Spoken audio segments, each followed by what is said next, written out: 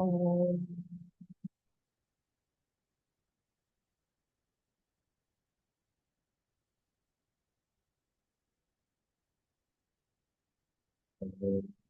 भवतु सहनौ भुनक्तु सह वीर्यं कर्वावहै तेजस्विनावधीतमस्तु मा विद्विषावहै।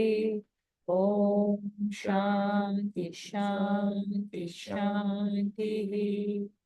ओम सदाशिवसमारम्भां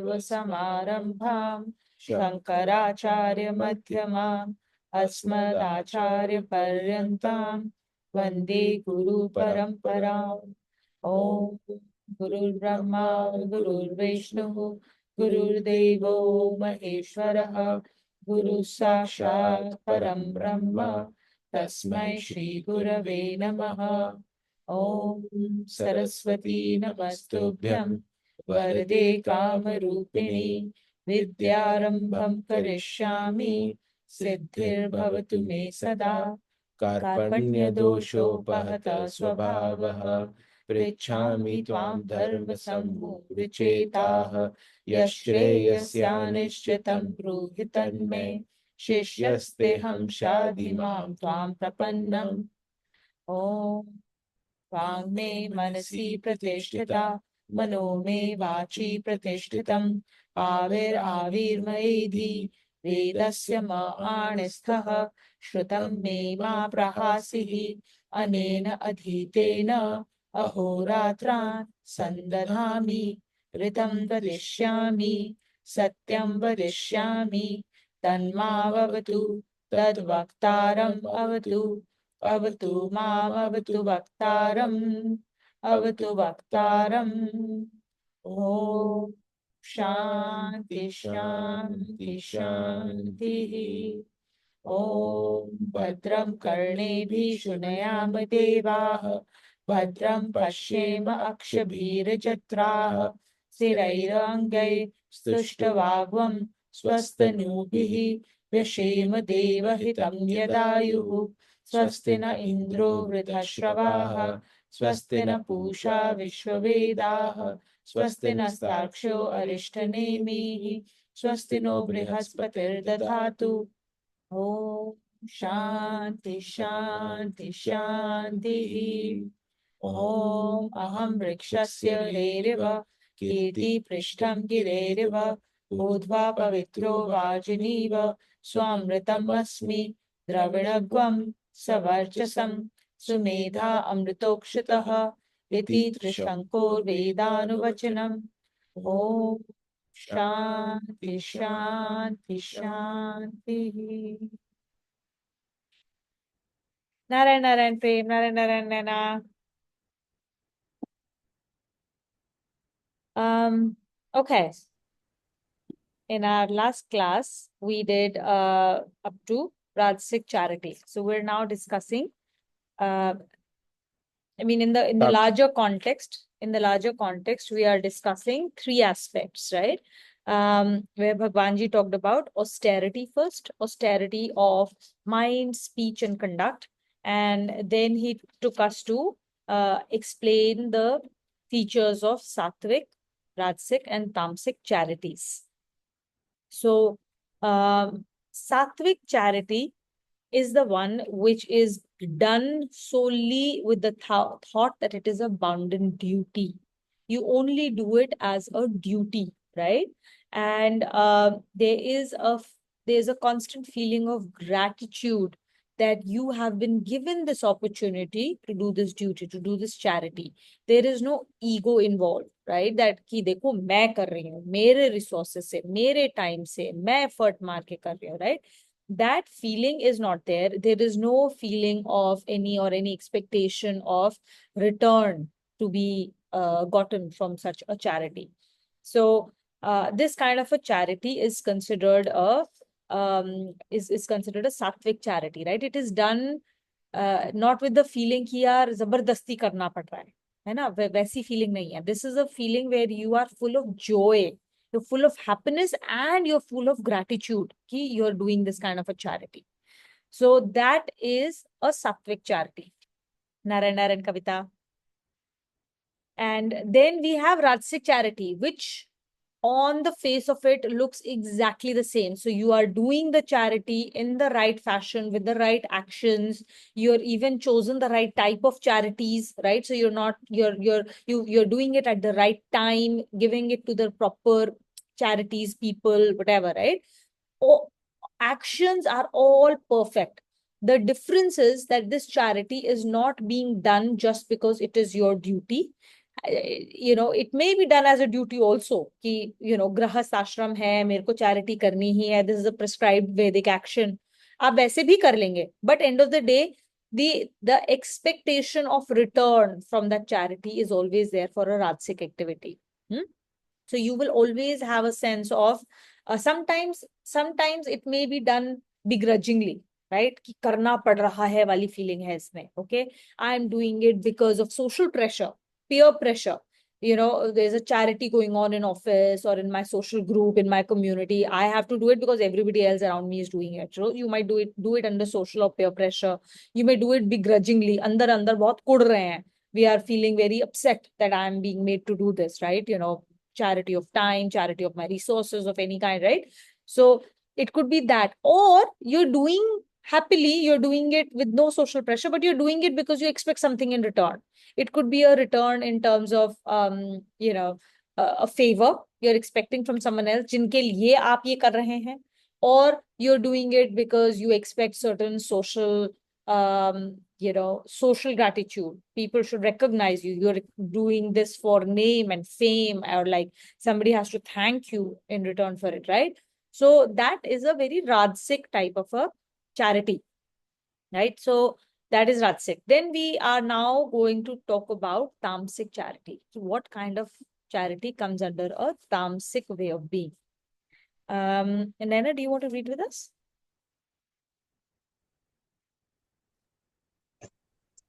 The features of Tamasic charity are now explained by the Lord. Adeshakale yaddanam. Adeshakale yaddanam. Patrebhyascha diyate. Patrebhyascha diyate. Asatpratam vajnatam. Asatkritam vajnatam. Tattama samudrahritam. Tattama samudrahitam. Tattama samudahritam. Tattama samudahritam. Charity given at a wrong place or wrong time and to a wrong person without politeness and with disdain is said to be tamasic. Tamasic charity. If charity is given disdainfully, the giver does not earn the merit due to charity, but gets the demerit for disdain. If the place, time, or recipient is not proper, it does not add to the merit of the giver. On the other hand, it attracts the demerit of improper charity. Sometimes the feeling with which charity is given is proper, but the correct recipient is not chosen due to ignorance. In such cases, the giver earns the merit for benevolent feeling with which charity is given. In all cases, primary importance lies with the feeling with which charity is given, and the act of charity and the character of the recipient are secondary. In this chapter, so far, the types of faith were discussed, which are associated with different functions of human life. Of these functions, yajna, charity, and austerity are said to be compulsory for purification of the inner self. Everyone in human form is under a compulsion to engage in action, and for that, there is ample freedom too. All acts which constitute duties fall in one of these categories of functions. For example, earning a livelihood is the bounden duty of a householder. If a righteous course is followed for performance of this duty, all actions counted therewith are done with dedication. From dedication become yajna. If any money earned rightfully by performing some duty is used for giving alms, such an action becomes charity.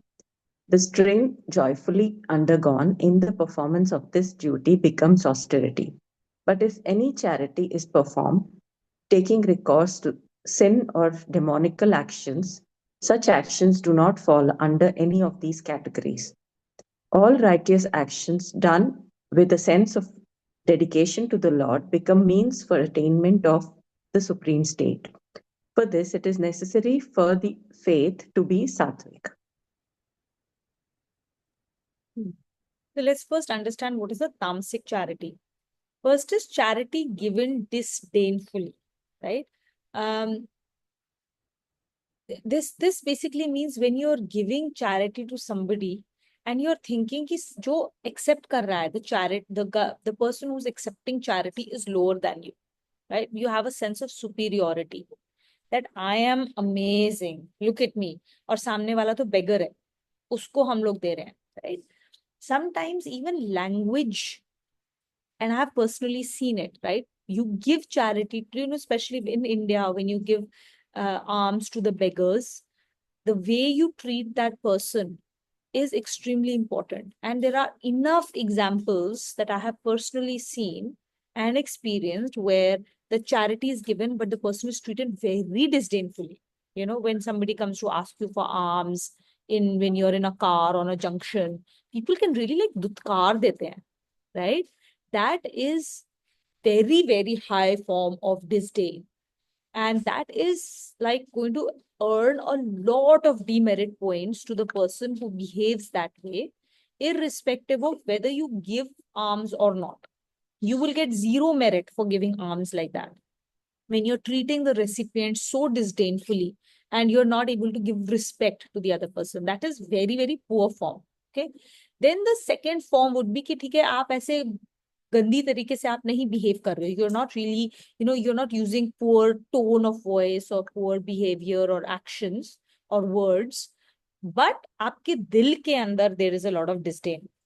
कैसे लोग हैं? They are in this position because they deserve it, because they did it on their own actions. Their own actions have caused them to be like this. And so, I have a sense of superiority. Ki I am not in that position, right? Look at me. I'm so cool. I've done everything right to deserve all of this in my life. And the other person is like, bahut hi papi person hoga that he's deserved this in his life, right? Any of those feelings. Or when you give money to, say, a charity, and then you feel amazingly superior about yourself, even if you don't feel like, even if you're not putting the other person down, but you're feeling extremely superior about yourself, right? I'm doing this. That is also disrespectful to the other person who's receiving charity. In all of these cases, you're going to earn demerit, not merit, for the charity done. Okay. So whenever you are doing charity, it's very important, even for a Rajasic charity, for us to receive the merits of Rajasic charity, where you're expecting something back in return. Even then, you only get merit for your charity only if you do it like literally sar jhuka ke, grateful hoke, that I am becoming a source, or I'm becoming a channel for this charity. अगर आपने खाना, जैसे आप खाना खिलाने जा रहे हैं, हाउ खाना खिलाते हैं इन गुरुद्वारा, सर झुका के with gratefulness that you are getting this, that you are doing this act of seva, वो बहुत जरूरी. If we doing it with haughtiness inside of us, it's not even Rajasic. It will become Tamasic charity very fast. Yeah. So just one additional line, I think Tuvina's covered all the points, is this line that is read here, last line of the first paragraph. Only talk about the first line. The second one is the place, time, and recipient not being proper. Okay. If you are giving alms at a wrong place, at a wrong time, and to a wrong recipient, if you know that the money you are giving will be utilized for wrong purposes, that that charity is tamasic charity, and you will get demerit for it. If you're giving it to a wrong person, right, who will utilize it for wrong things or at a wrong time, all of this wrong time, wrong place, everything is, you have knowledge, this is not an appropriate place or time, it is not charity. it will get you demerit points for not doing appropriate DD, right?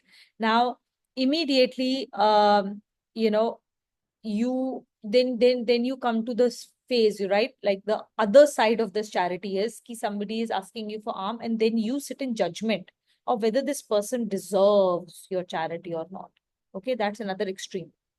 That's another extreme. You're supposed to do your DD, right? When you're, for example, if you're choosing an NGO to support, of course you're supposed to do your DD, right? But after you've done your DD, अब कौन किसके पास जाएगा ये पैसा? How will it be used? You know, for example, if I'm supporting I don't know, an education NGO, right? Then I'm going to sit in judgment of this child is deserving and this child is not deserving is tamasic behavior, right? When we give, when there is somebody who comes to ask for alms, right? Then we sit in judgment ki this person doesn't deserve my this thing. You know, there is a very thin line there of being able to call out that I am going to judge the appropriateness of this charity, of the recipient, of the place, of the time, right? Versus sitting in judgment of who is deserving and who is not deserving of charity. And it is very difficult to give any high level ideas on like, okay, follow this, follow that, right? These are things that you will, as you start to apply this principle and as the antakaran starts to cleanse, you will start to see the difference between the two, where you're sitting in judgment with a feeling of like, I have to judge this person. काम नहीं कर सकते क्या, ये नहीं कर सकते क्या, ये ऐसे कर रहे हैं क्या, you know, all of those judgments. We know those judgments because I'm pretty sure all of us have gone through those judgments when we are giving alms, especially in India, right? And I've heard this all the time, all my life growing up. This person doesn't deserve it. You shouldn't give don't give, you know, money to beggars. And there are all kinds of, you know, shades of that entire thing. Okay. So we have to be careful about both those extremes. And you will only know which path to follow. And your antakaran will tell you in that moment, in that context, what is right, what is not right. Okay. But again, like if you end up giving charity with the best purpose and with the best feeling in your heart, and if that thing now then later on it gets utilized wrongly, uske demerit points aapko nahi jayenge because you've done it out of ignorance, right? But you gave it with the best intention in your heart for the best purposes. Okay? So that is fine. So as has been clearly mentioned, it is the bhavna and the purpose with which you give the charity that is important than who is getting it, right? So more important than judging whether this person is appropriate or not, this beggar, he's standing here and he's asking me, why does she not go and work? Why is she's just, you know, doing something wrong by like asking for money? Like you are nobody to judge. You don't know whether that person's how much work she has done or what is her background. Why is she standing here and begging and not going and getting work, right? We've made all those judgments all our life. You're more important than that judgment. Much more important than that judgment is your own feelings inside. How grateful are you that you have the resources to be able to help the other person? How is your feeling about like, I am the giver? Is your ego activated here? Or is it that you are acting as the sevak of Bhagwan Ji with that gratefulness that you got this opportunity? Those are more important than sitting in judgment of right place, right time, right. If you can, and if you have the ability and there is context for you to have known all of this, then that is very important too. If you know it, or you have the resources, or you have the time and everything to know, and you should have done the DD in that context, and you don't do it, or after you've done the DD, you still go and help, then in that case, time, place, recipient, all of this becomes important. You get the distinction I'm trying to draw here, right? It's subtle, but it's important for us to know, because it can be very easily wrongly utilized, this concept, when and cause you to like not give charity when you should have, right? And then we justify it under that time, place, desh, kal, paristhiti, right? So now another thing Bhagwanji is reminding us as we are closing out this concept, right? Like he has explained to us types of faith.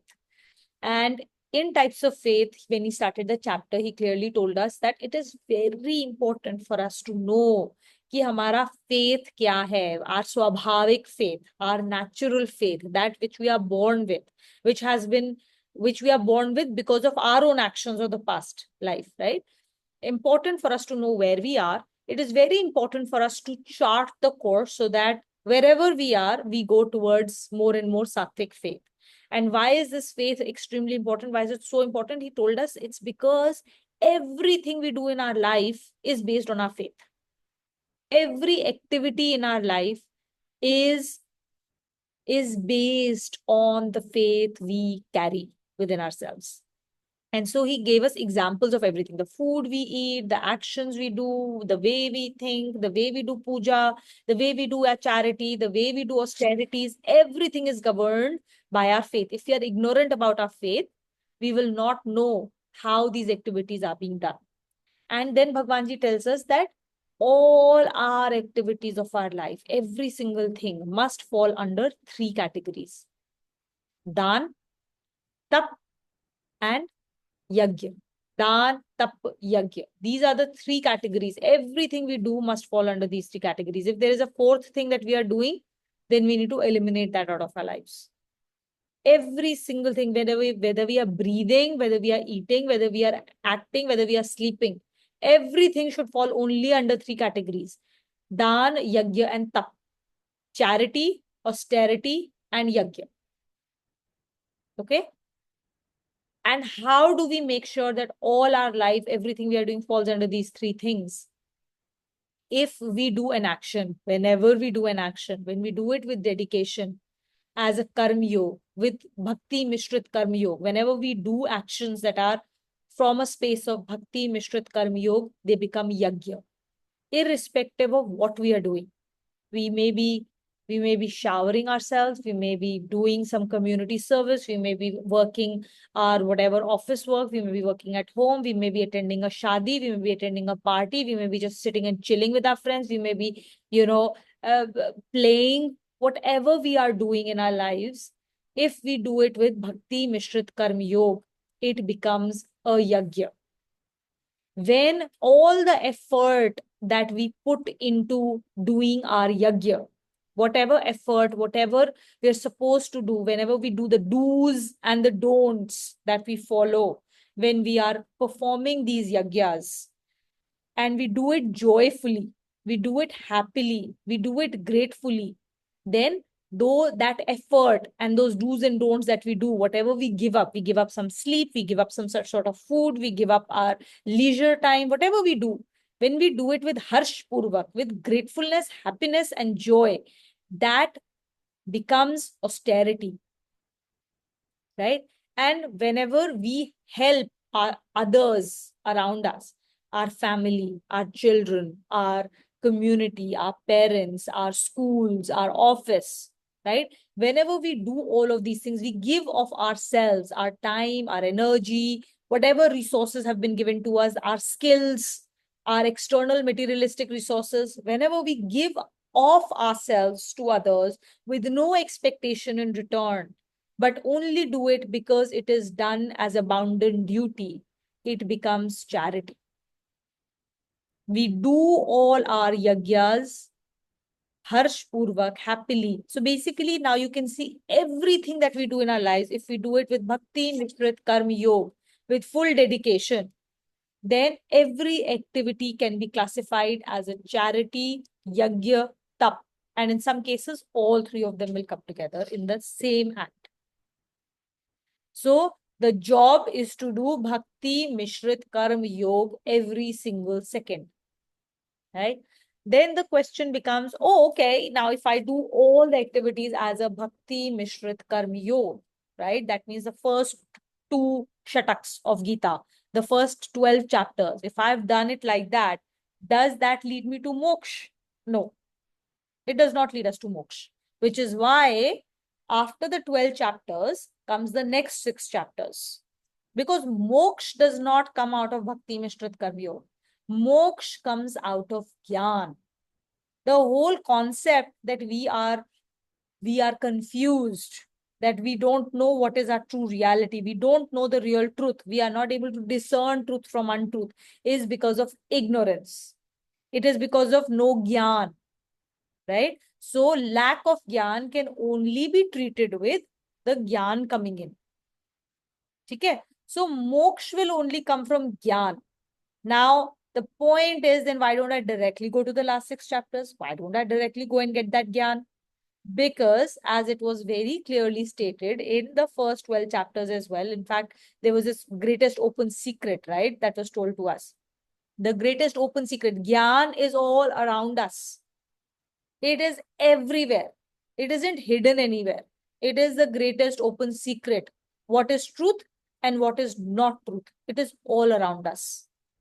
And everything around us, this whole Prakriti, which is Bhagwanji's own Maya, his own Shakti, is constantly teaching us things.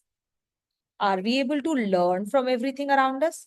Are we able to actually absorb that gyan and understand what it means? And can we actually translate it into our lives? It depends on how clean our antakaran is. If our antakaran is not completely unblemished, beautiful, pure, and clean, gyan will never descend on us. It's like बारिश हो रही है, but हम लोग अपना एक बड़ा सा अम्ब्रेला लेके खड़े हैं एंड ऊपर से खूब सारे रेनकोट्स पहन रखे हैं.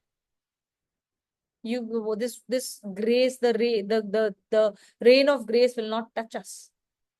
So the first 12 chapters, this whole Bhakti Mishrit Karma Yoga, is to help us become ready. हमारी पात्रता increase करता है to receive that gyan.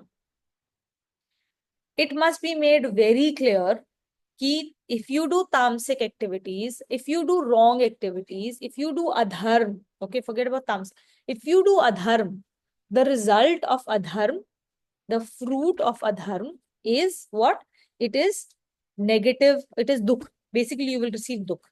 You do dharmic activities, you do good activities, you will receive sukh.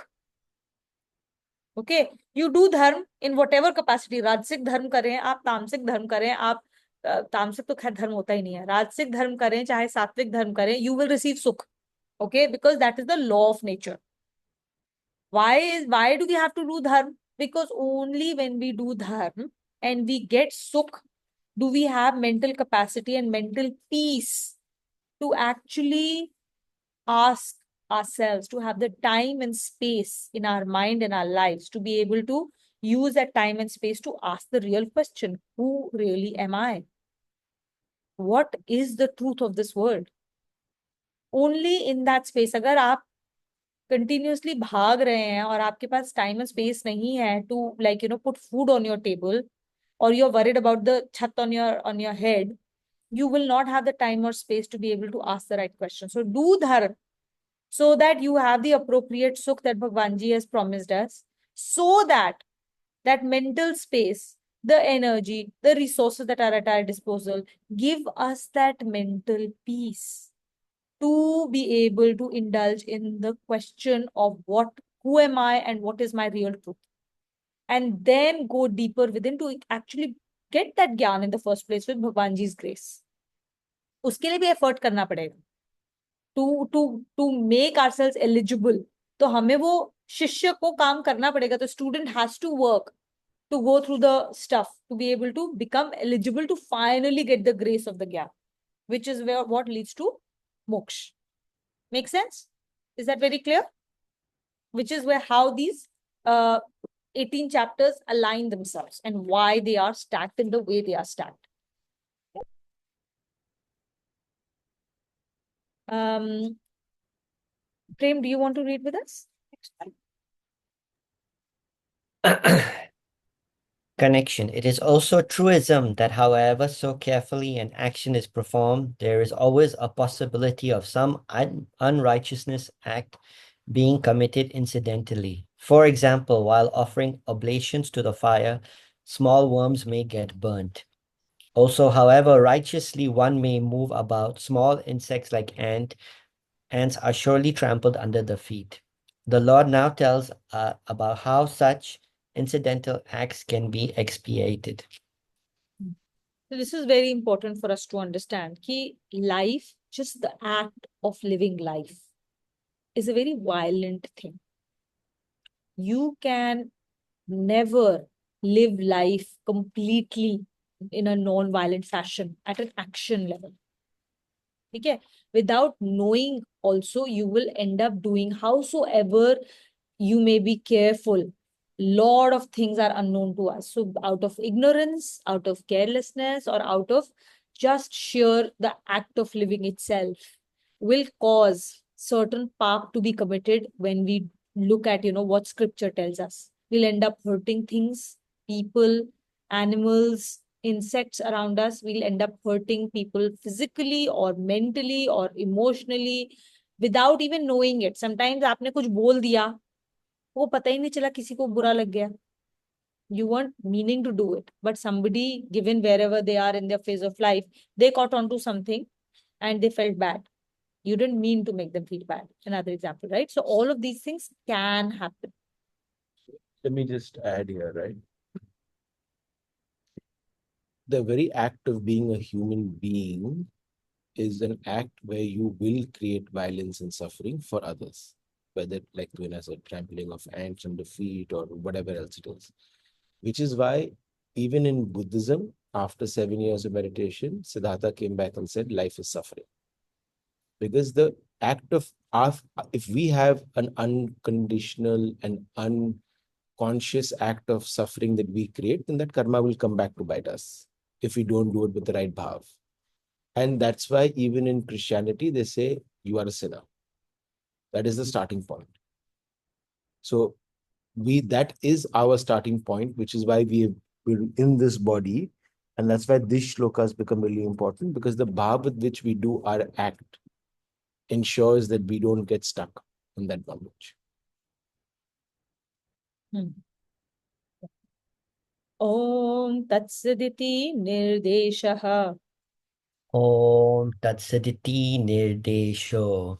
Nirdeshaha. So the Nir- O we pronounce as aha. Nirdeshaha. Brahmanastrividha smritaha. Brahmanastrivida smritanaha. Brahmanastena vedascha. Brahmanaste vedashaya. Brahmanastena vedascha. Brahmanastena vedasya. Yajnascha vihita pura. Yagnascha vihita pura. Om Tat Sat. This has been pronounced as being threefold appellation of the Absolute.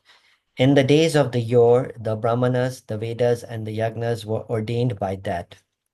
The triple appellation of the Lord, the threefold appellation mentioned in this shloka, is not just a nomenclature of the Absolute, but is indicative of the triple functioning of the powers of the Absolute, which brings forth the creation in its multiple forms of beings and matter.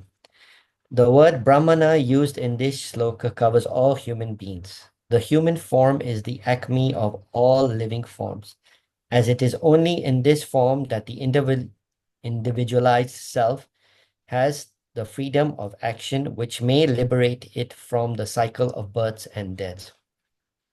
All other forms are devoid of this freedom. The term Vedas used in the shloka indicates the mass of absolute knowledge which governs all activities and the phenomena of creation. The word yagna has already been explained in chapter 3. In brief, this word covers all sacred acts. The word Om is said to indicate the supreme absolute being. A full discussion of this word has been given in the Mandukya Upanishad. It has been explained that all forms, figures, emotions, knowledge, and all things that are the objects of an experience whatsoever are brought forth from the power of the Absolute. The word Tat is indicated for the subtlest entity, and the word Sat denotes that which alone is existent, and from whose existence all other existence have been derived. So Om Tat Sat, right? Om Tat Sat, generally हम लोग सोचते हैं it is very often used as a Hari Om Tat Sat. right? And the way we use it, we typically use it as a name, nomenclature for the absolute, the Brahman, that which cannot be seen, that which is formless, right? So we use this as that form. But why is that name given? That name is given to him because of a reason. Each one of these words has a meaning. So first of all, it represents the triple functioning powers. Triple functioning powers are Brahma, Mahesh, and Vishnu. Brahma, Vishnu, Mahesh. These are the three powers of Bhagwanji. Brahma is Brahmans. Brahma or Brahm are two different things. Brahm is that absolute, and Brahma is his creative power. The power that creates everything around us is Brahma, the creator. Vishnu is the maintainer or the sustainer of this Srishti. And Mahesh is his power of destruction. So Brahma, Vishnu and Mahesh are the three entities that are, or the three powers that are represented through Om Tat Sat. And this fact, and this Om Tat Sat basically represents, it covers everything. And everything is represented here in the shloka through Brahman, Ved, and Yajna. Brahman basically means all forms of matter. All forms of matter. Animate and inanimate. All forms of matter, they come from this Om Tat Sat. They owe their existence to Om Tat Sat. Okay? So everything that you see in this world, or whatever you can't see, any kind of matter, comes from this Om Tat Sat. Om Tat Sat rules it. That's one part. And within these living forms, Bhagwanji has stated very clearly here that human beings are at the acme, at the peak. They are the highest of all the forms. Now, this fact has been badly misused by all of us when we say ki human beings are not equal to animals, right? We are greater than them all. And with that feeling of I am greater than everybody else, with that ego, we have made the entire nature in all its forms subservient to us. Everything must in this world work to serve us, right? We are the bhokta of this entire universe in all its forms, right? I am the king and everyone should serve me. They are my subjects. That's how we subjugate this universe and the nature. That is a very, very wrong way of looking at this sentence. What Bhagwanji actually means is that when he says that we are at the peak, means that we are the only ones who have choice. We are the only ones. He says that I have made man in my own image. I have made him in my own image means I have given him that one power that no one else has, and that is the power to discern and to choose. A dog has no choice. A snake has no choice. A scorpion has no choice. A cow has no choice. A lion has no choice. A bacteria has no choice. There are triggers, and based on those triggers, those stimuli, there is a reaction. There is an action that they will take. That action and reaction chain is set in stone. That is set in their genetics. They do not pause to think, did I do it right? Is this the action I should take? There is no such thing. So they accrue no power. These are bhog yonis. Bhog yonis meaning you will come there, you will only be the bhokta. You will only do bhog. आपको कुछ भी होगा आप उसको भोग करेंगे. That is why when our souls are born in these, there is no pap accrual.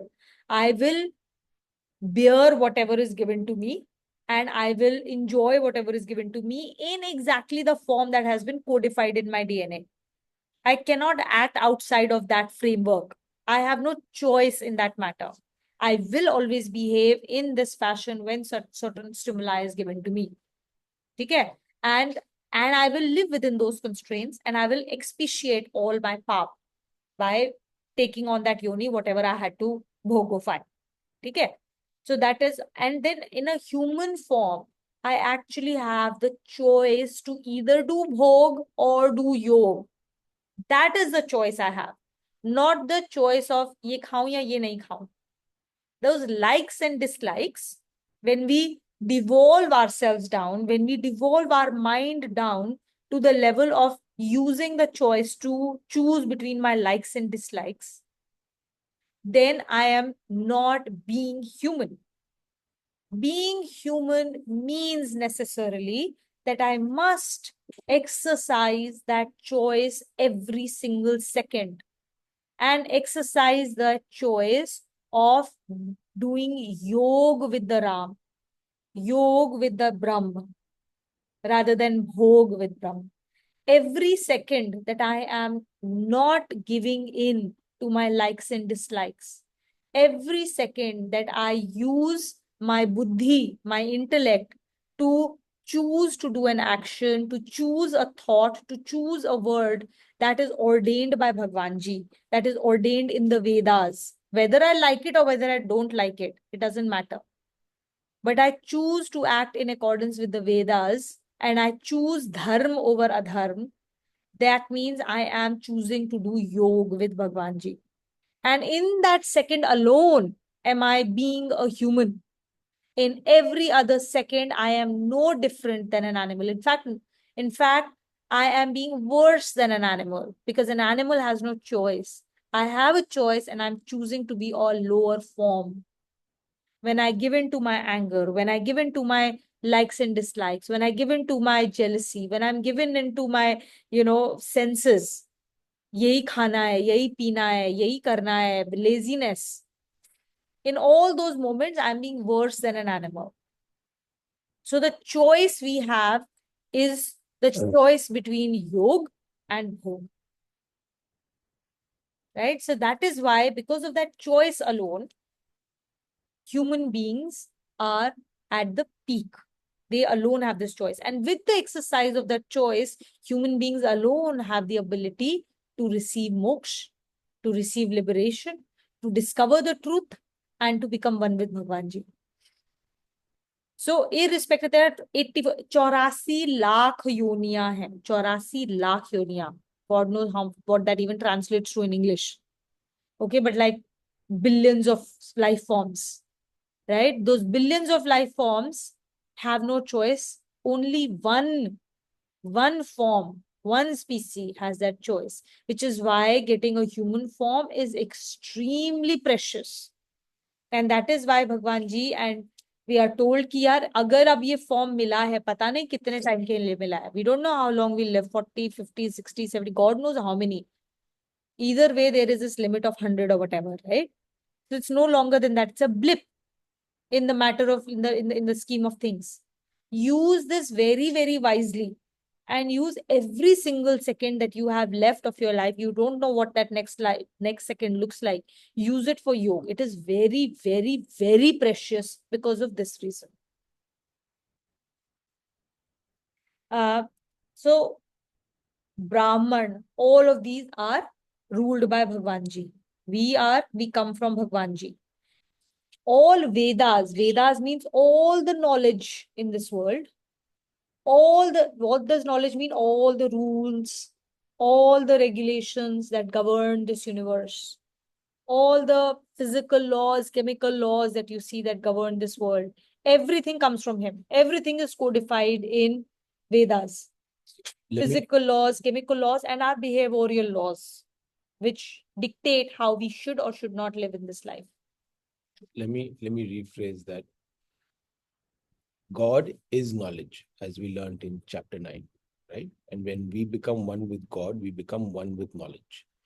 And what Vedas, Upanishads, Gita is a translation of, not translation, it's basically knowledge in the form of words for us to relate to, right?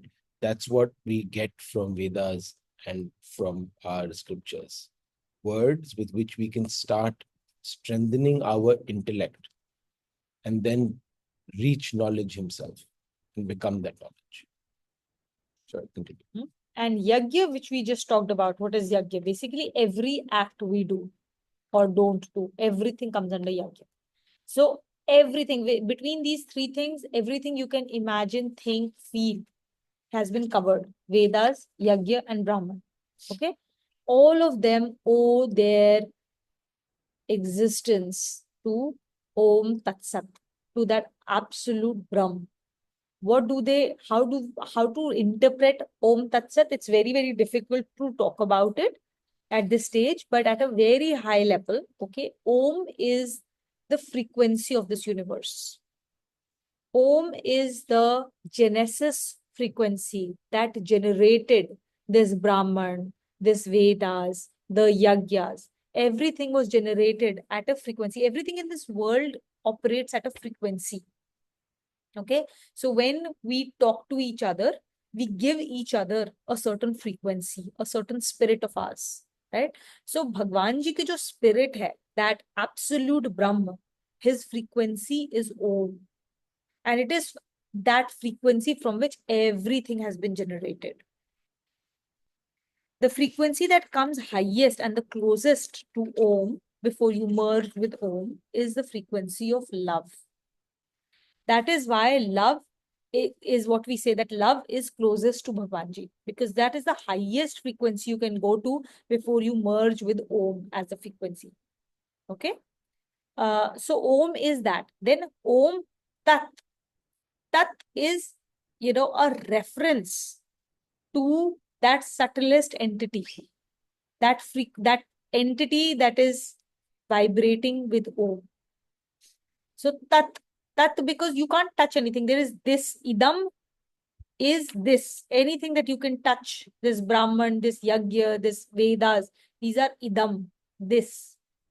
Tat is that which refers, you can only refer.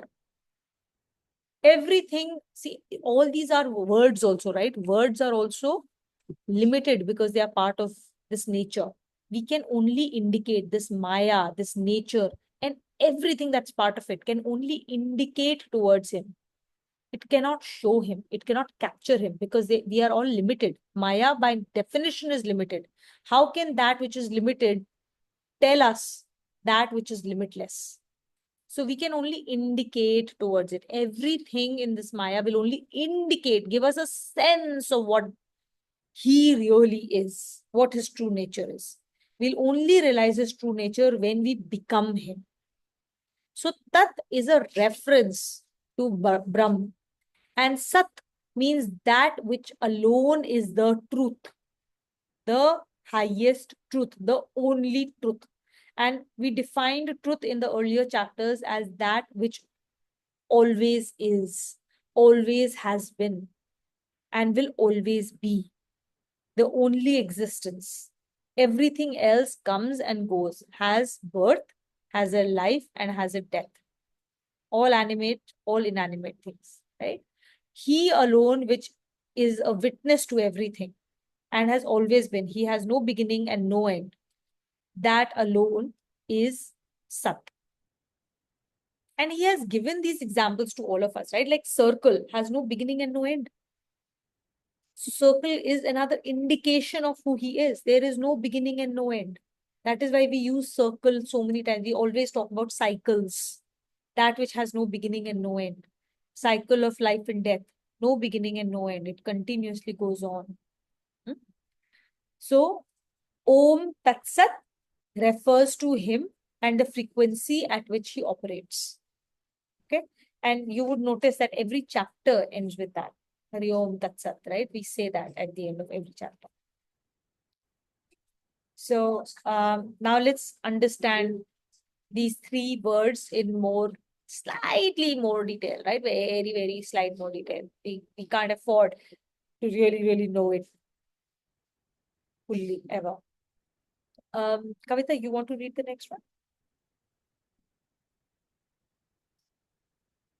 The Lord first explains the use of term Om. Tasmadomityu dahritya Tasmadomityudahritya yadyadana tapakriyah Yajyadana tapakriyah pravartante vidhanoktaha Pravantante vidanotaha satatam brahma vadinam. Satatam Brahma Vatinam. Therefore, all acts of yajna, charities, and austerities always commence with the utterance of Om, as enjoined by those who have expounded the meaning of Vedas. Commencement of righteous acts with Om. If actions pertaining to performance of yajnas, charities, and austerities are commenced with the utterance of Om, the performer is automatically conjoined to the Lord. Then, in the performance of such righteous acts, the power of Lord is automatically invoked and the action is accompanied by a feeling of dedication.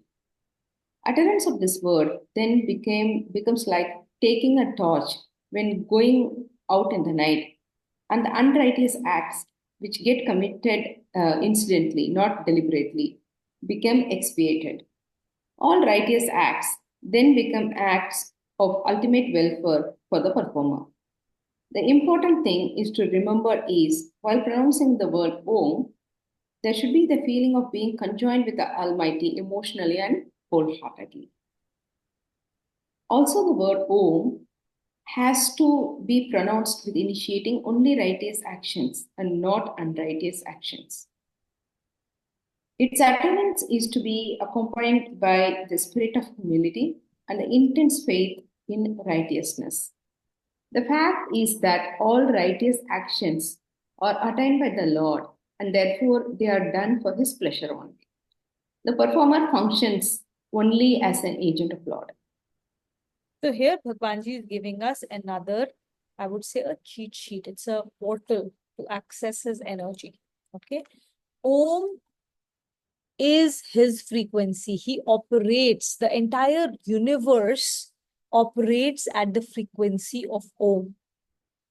And what Bhagwanji is saying, कि जब भी आपको काम करना है, कोई भी काम करना है, आपको यज्ञ, दान, तप, whatever you want to do, if you want to invoke his energy and to tap into his limitless energy, which will then flow through you to be able to do certain work, utter the word Om before every righteous act.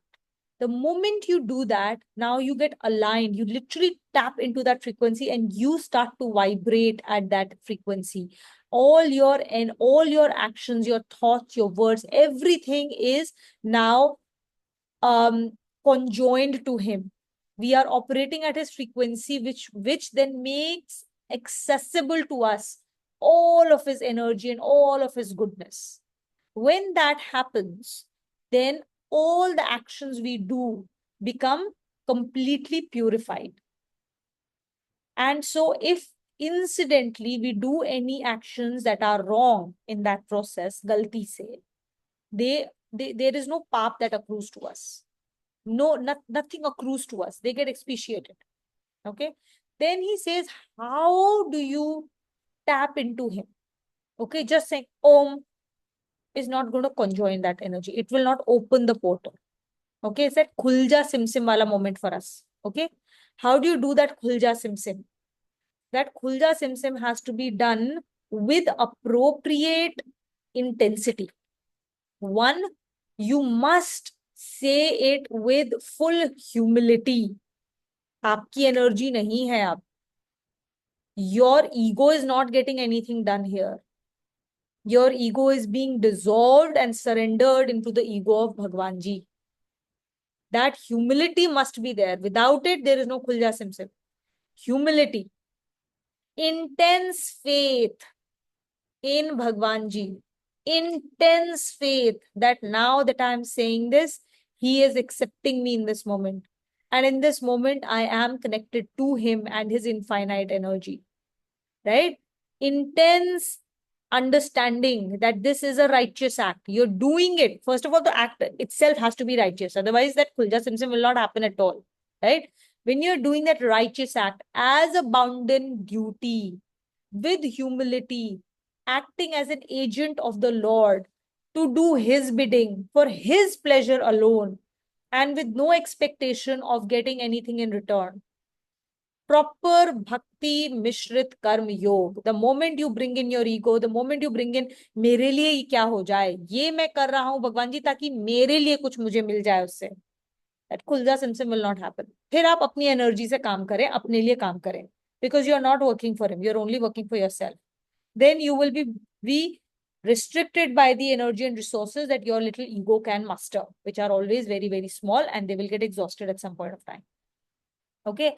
So the moment you're doing an action, which is Bhakti Mishrit Karma Yoga, with only and only one, this thing that I am doing this because Bhagwan Ji has given this to me. I'm grateful that he's given me this task to do, and I will do it to the best of my ability for his pleasure only. I don't care what the results are after that. Whatever will happen according to his and his will alone. When we do it like that, and at that moment, with this feeling, with full intensity, we utter the word Om before any act. That's it. There is Kulja Simsim in that moment. And now you are fully connected to Bhagwan Ji, and his energy will flow through you and create whatever needs to be created in that moment, in that action. This is Bhagwan Ji showing us, this is the button, dude. Like, go press this button when you want to access me. And then he says what? Before every Gyan Yagya Tap, invoke this. Before every Gyan Yagya Tap, invoke it. Life will become very simple, and you will never feel exhausted. You will never feel fatigued. You will never feel upset because you are doing nothing. It is his energy now. But you know what Tuina said, I just will re-emphasize. In India, we do this everywhere, but just as an act. And that does not tap into the energy. At all. What Tuina said about the humility and surrendership, like saying Om or Shri Krishna Arpanastu before you start anything, without that bhav of surrendership, you're not even close to tapping the energy. So start every Gyan, Yagya, and Tap with that level of intensity. Start it with that Om, and then end it with Shri Krishna Arpanamastu. Okay? Everything starts and ends in that phase, and then you go to the next thing.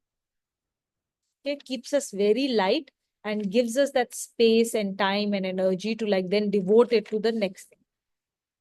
Let's move a little faster so we can finish that subject both. Then next. We'll finish it. Naina, you want to read with us for the next one? Sure. Now the Lord tells us about the word that is to be used. Tadityan Visandhaya Tadityan Bhisandhaya Palam Yadna Tapah Kriyaha Phalam Yajna Tapah Kriyaha Dana Kriyascha Vividhaha Dana Kriyascha Vividhaha Kriyante Moksha Kankshibhihi. Kriyante Moksha Kankshibhihi. Person aspiring for liberation initiate action pertaining to yajnas, austerities and charities with the word tat, without craving for their results.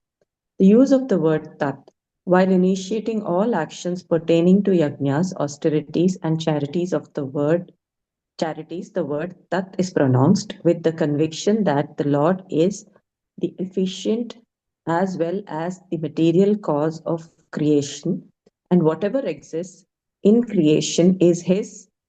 The performer's role is to function only in accordance with his wishes as his agent with the help of the material which is provided by him.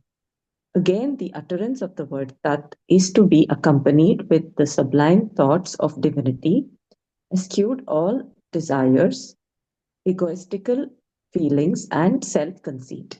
Such a conviction absolves the performer of actions of any shortcomings in the performance of a duty. We'll do the next one also together, and then we'll take it together. Okay. Prem, will you read the next one?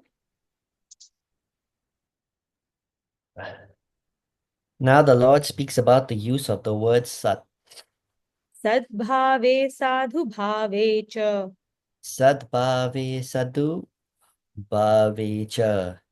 Sadityetyat prajyate. Sadityatat Prajyatachati. Sadityetat prayujyate. Sadityetat Prayujate. Prashaste karmani tatha. Prashasaste Karmani Tata. Sachabda partha yujyate. Sajabhata Prata Yujate. O Prata, the word Sat is used in the sense of what is eternal and virtuous, and also it is used while initiating an auspicious act. The use of the word Sat. The word Sat is pronounced to recall the eternal nature of divinity and to remove the delusion of the phenomenal world created by ignorance. This word also recalls to the mind, the necessity of doing virtuous acts only for self-realization. Pronouncing the word Sat on initiating some action and remembering the eternal makes the action perfect and removes its shortcomings. It also removes the impure thoughts of malice, anger, greed, and covetousness, and the action itself gets sanctified. The use of the word Sat while initiating an auspicious act has a special significance. An act is said to be auspicious if it is performed to invoke the blessings of gods and to propitiate them or to seek divine intercession. Religious ceremonies generally fall in this category.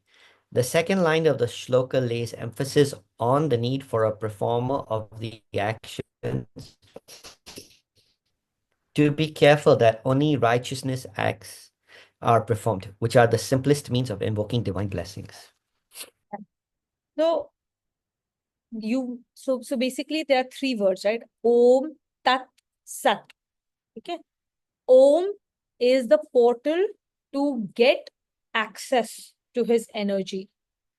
Tat and Sat are two words that are going to help us to make sure that we are actually able to, actually log into that energy portal.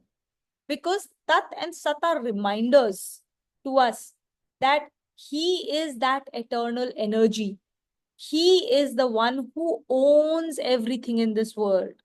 That everything that is being done with his energy.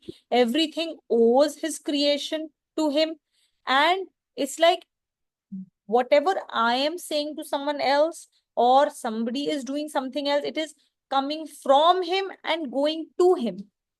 The words are being spoken by him to his own self. The actions are being done by him towards his own self. The things that are being given by him to his own self. Okay, that's a big reminder when we say Tat. And we say Sat is a reminder to us that he alone is the truth.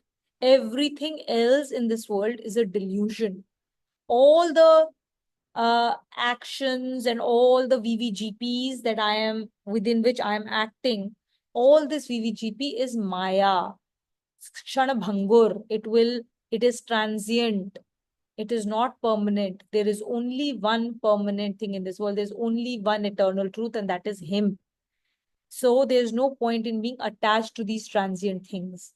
And hence there is no point in me asking for a result that is transient, being attached to the results that will come out of this transient thing. I must attach myself to one and only one, that is the truth, the one that exists forever. So Om Tat Sat. Om gives us energy that gives us access to his energy, gets us connected to him, and Tat Sat ensure that I'm reminded enough to stay in that space of being that will allow me to stay connected to him. Because if I'm not in that space, if I do not understand Tat and Sat, I will never have the humility or the ability to get connected to Om, to that energy. So starting every activity with Hari Om Tat Sat and remembering what it means, just not parrot it out like a parrot. Okay, start with parroting, if that's what we must do. Because even when we parrot, even when we just simply say Hari Om Tat Sat for the sake of it without knowing the meaning, it will still cleanse us from inside. Cleanse us until we get to a point where I will have the grace of Him to be able to know the meaning, to understand the meaning, to remember the meaning and invoke the meaning at the right time. So start every act with Hari Om Tat Sat, end every act with Shri Krishna Arpanamastu. And when we do it like this, then there is no path that comes to us. Even if we inadvertently make mistakes, we do, out of ignorance, we do things that are not necessarily ordained by Bhagwanji. So let me just add to what Tuvina is saying. So Tat, as she said, is a connection with Bhagwanji where we are not using our energy, but we're using his infinite energy. When we do tasks with the right purpose, right? And with the right bhav. And Sat is doing tasks which are sattvic, virtuous acts. So when we say Om Tat Sat, they're basically three names of gods, where Om is to co-join, Tat is to use his energy for for the acts, and Sat is doing it for virtuous acts, which are not deluded by sansar, not deluded by likes and dislikes and sansaric objectives, right? And the order in which is said is, as Tuina mentioned, first you co-join, then you use his energy, and then you use that for virtuous acts, right? That's why it's always said in this order. I think we can finish the chapter. We can finish the chapter, yeah. We might go a little bit above, but let's complete the chapter. We'll do takeaways on the group, no? No, we can do takeaways also. 3 or 4. Kavita, let's go with the Yeah, next. I'll just read them. Concluding this topic, the Lord says, Yatne tapasi dane cha Yajne tapasi dane cha sthitihi saditi chochyate sthititi saditi chochyate karma chaiva tadarthiyam karma chaiva tadarthiyam sadityevabhidhiyate. Sadityevabhidhiyate. Unshakable adherence to yagyas, austerities, and charities is also called sat, and actions dedicated to God are also called sat. Dedication of actions to God. The shloka clearly postulates that the steadfast absorption of a person in yagyas, austerities, and charities, and the dedication of actions performed in relation to them is itself sat. In fact, the combination of 3 syllables, Om Tat Sat, represents the Almighty Lord. Just as contact of iron with a legendary touchstone transmutes the former into gold, similarly, the auspicious acts dedicated to the Lord themselves become divine. The water of various colors flowing down to the rivers into the sea merges in the wholeness of the sea water, and two cannot be distinguished from each other. In the same manner, all dedicated acts pertaining to yagyas, austerities, and charities attain perfection. So, again, Bhagwanji is basically saying ki what we're being told is ki Bhagwanji is the, he's the purest form, right? He is the only one that's pure. He's the only one that is true. Whenever something gets attached to him, it acquires Bhagwanji's qualities. So, जब हम किसी act को, we start with Hari Om Tat Sat and we end it with Shri Krishna Arpanamastu, what happens in that moment is that it has become associated with Bhagwanji. And so it will acquire all Bhagwanji's properties. So that is why it becomes pure. And there is no pap that accrues from it.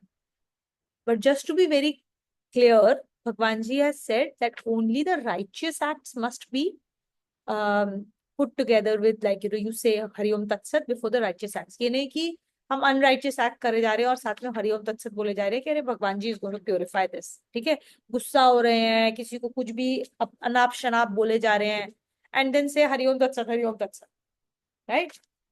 The energy doesn't get invoked at all. Bhagwan ji does not get invoked at all in that moment. But when we are doing yajna, dan, tap, and we've understood what yajna, dan, tap mean and how to do them correctly. When we do them correctly and we say Hari Om Tat Sat at the initiation, everything will become purified. As you can imagine, jab hum log, whenever we start yajna also, right, we use water and all we do is we take his names. Just uttering his names purifies everything. The whole act of using the water to purify our senses, all our beings and everything, all we do is take his name. Because taking his name is what purifies. Isliye naam jap is so important for us. That is why we do a very specific anushthan to develop that habit in us. And that the anushthan is actually Purnahuti hone wali hai on April 12th, right? So it's important, like we shouldn't stop Naam Jap just because the Purnahuti has happened. This is just a small yajna for us to get us into the habit of taking his Naam. His name is that powerful. It purifies everything it touches. So even if our antakaran is not pure right now, if we just keep taking Naam Jap, antakaran ki shuddhi hoti rahegi, and our ability to do Bhakti Mishrit Karm Yog, our ability will increase. Right? And as our patrata increases, as our ability to do Bhakti Mishrit Karm Yog increases, we will be able to cleanse ourselves faster and faster and faster and become more and more eligible to get the Gyan. Anana, you want to do the last one? Sure. Concluding the analysis of different types of faith, the Lord points out the harm accruing from actions performed without faith. Ashraddhaya hutam dattam Ashraddhaya hutam dattam tapastaptam kritam chayat tapastaptam kritam chayat asadityuchyate partha asadityuchyate partha na cha tatpretya no iha. na cha tat pretya no iha. O Partha, any yajna performed, austerities undergone, and charities given without faith are said to be asat. They are of no avail in this world or in the hereafter. The consequences of lack of faith, even a righteous act performed without faith, is merely a formality. The word asat used in this shloka signifies what is unreal. What is unreal can never yield any real result. All actions performed without faith go to waste, even if they appear to be laudable or virtuous. The result of an unrighteous act is positively harmful, but even a righteous act performed without faith falls in the category of wasteful effort. Yajnas, charities, austerities performed with the dedication to the Lord lead to attainment of divinity. But when performed without faith, they are just wasted. Thus, in the Upanishad of the glorious Bhagavad Gita, the science of the absolute, the scripture of yoga, the dialogue between Sri Krishna and Arjuna ends the 17th discourse entitled The Yoga of Division of Three Kinds of Faith. Thank you. Thank you, Nana. Okay, now, because we are on 17th chapter, he's talking to us at a completely different level. And this is the level he expects for Krishna to be now. Oh, sorry, Arjun to be now, right? We are all Arjun. So he's basically saying that anything that is done without faith, right? Anything that is done without faith, meaning anything that is done without Om Tat Sat, anything that is done without connection to him, without remembering Tat Sat, without knowing what is the truth, is asat. Asat meaning that which is not real, that which is transient. Okay? So he's saying What is unreal can never yield any real results. So if we try and do whatever we do, okay, if we are doing it without being connected to Om Tat Sat, and we are doing it for our own benefit, कि हमको, and we think कि हमें उससे happiness मिल जाएगी, वो happiness नहीं मिलेगी. Because when we are doing things in an unreal fashion, when we are doing things only within the construct of this Maya, which is unreal, it can never give us anything that is real or that which sustains itself. And all such effort is being said to be a waste. Unrighteous actions, adharm, will always lead to unhappiness. It will lead to dukh. But even righteous actions, which are not done as Bhakti Mishrit Karma Yoga, are declared as a complete waste. It may lead to sukh, it may lead to transient happiness, but the phal is transient. The results are transient.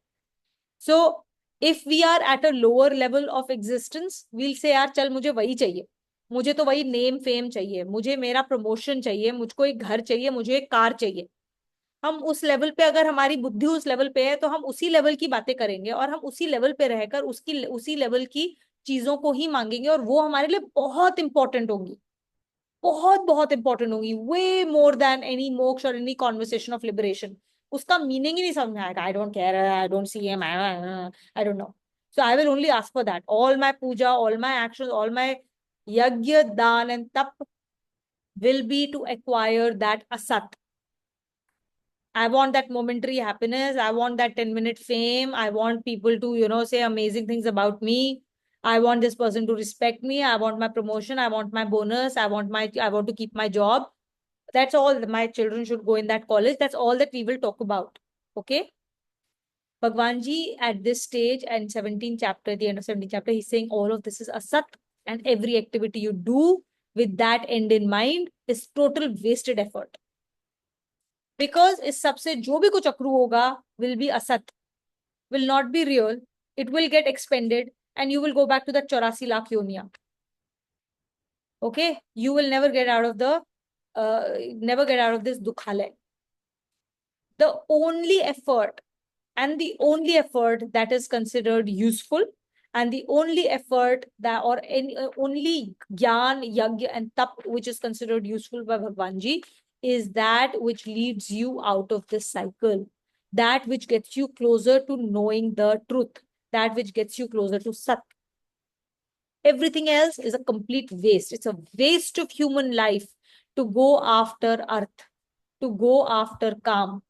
Out of the 4 Purusharth that have been given to us, Arth, Kam, Dharm and Moksha. Bhagwan Ji says, Arth or Kam pe Kam mat karo. Do not work for money or, whatever Arth, right? Economic things or your fulfillment of desires. Do not. It's a waste of your life to put your effort toward getting these 2 things. These 2 have already been ordained at the start of your life.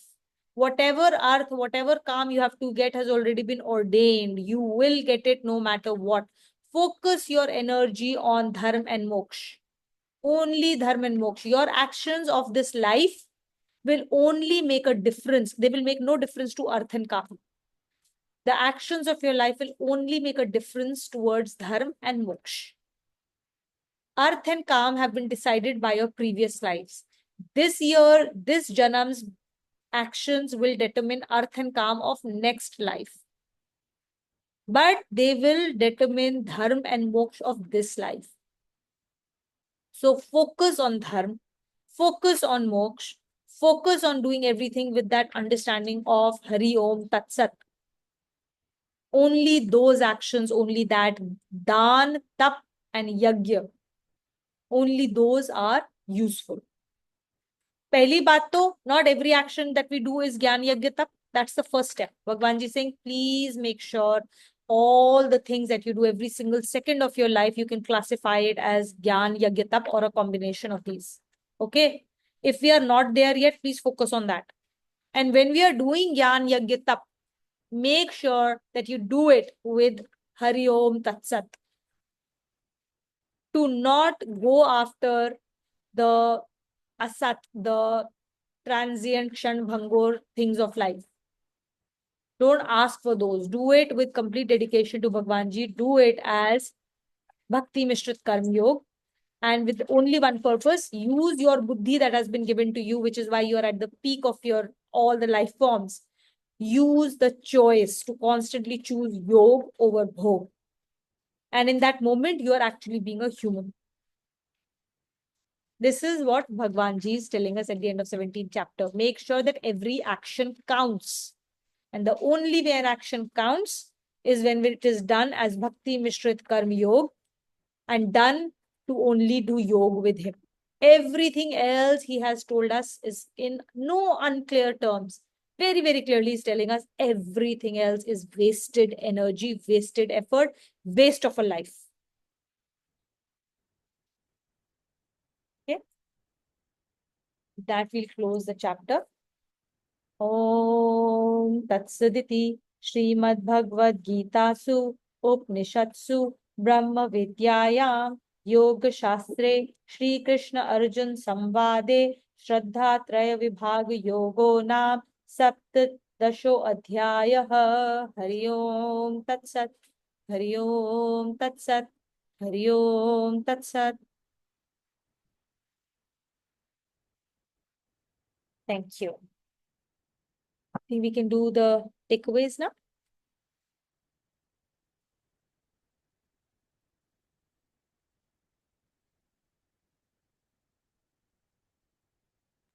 I'll go first. Today's lesson taught me quite a bit about Om Tat Sat and the how to perform else. I thought that was a very good. It was quite interesting. Very good.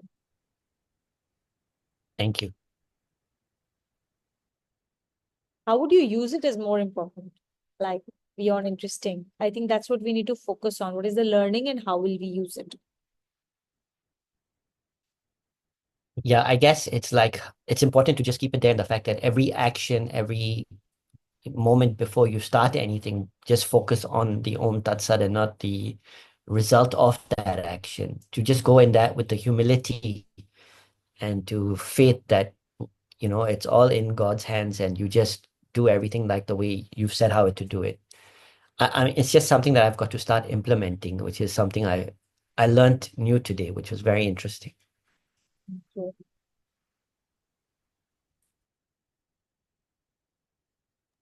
Okay, I will go next.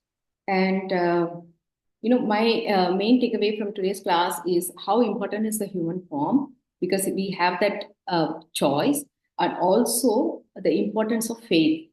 So, because any action come under these three categories of yajna, dan, and the tap.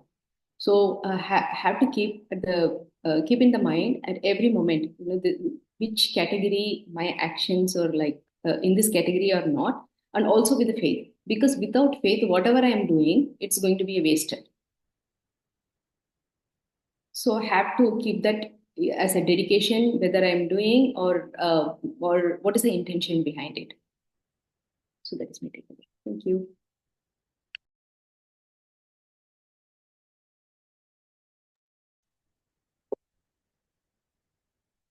So for me, it kind of felt like it's all stringing everything together. The whole purpose of human life is to be a yog yoni and not a bhog yoni. So to make it a yog yoni, we have to make sure that all our activities fall under the category of charity, yajna, or tap. And while performing this, also we cannot ensure perfection, and being human makes all our activities have their own imperfections. So in order to uh, reduce or take away these imperfections, we are invoking Om Tat Sat at the beginning of every act will help us channelize it towards the divine, and then it will probably make it purify it. So, and it will help us to attain our goal, which is to make it a yoga. That's about it. That's my understanding. It will require a lot more of pondering and more of manan, I suppose. It's quite deep, I feel. Yeah. Thank you. Very, very nicely summarized, Nana. Thank you.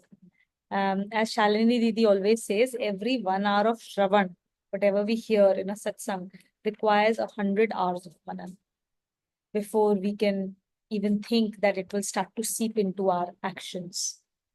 So yes. Thank you so much. Let's do the closing shlokas. Anyone wants to volunteer for it?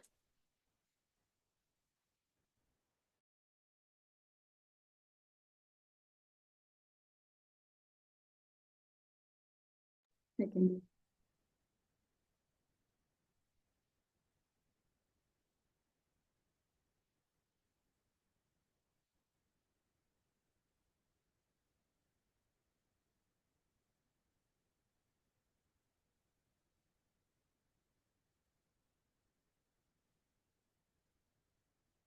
Okay.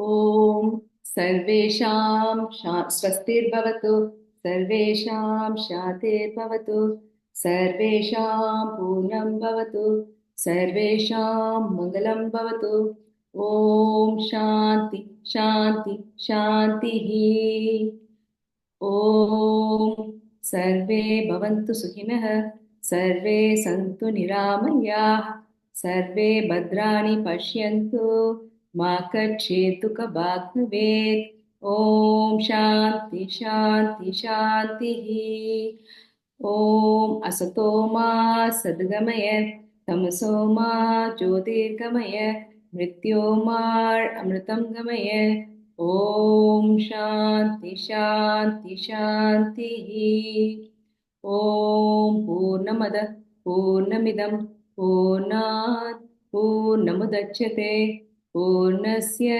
पूर्णमादाय पूर्णमेवावशिष्यते ॐ शान्ति शान्ति शान्तिः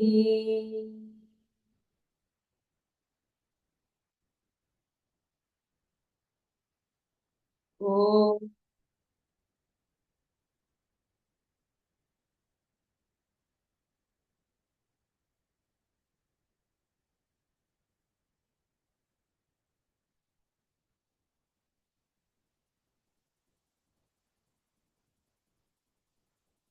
ॐ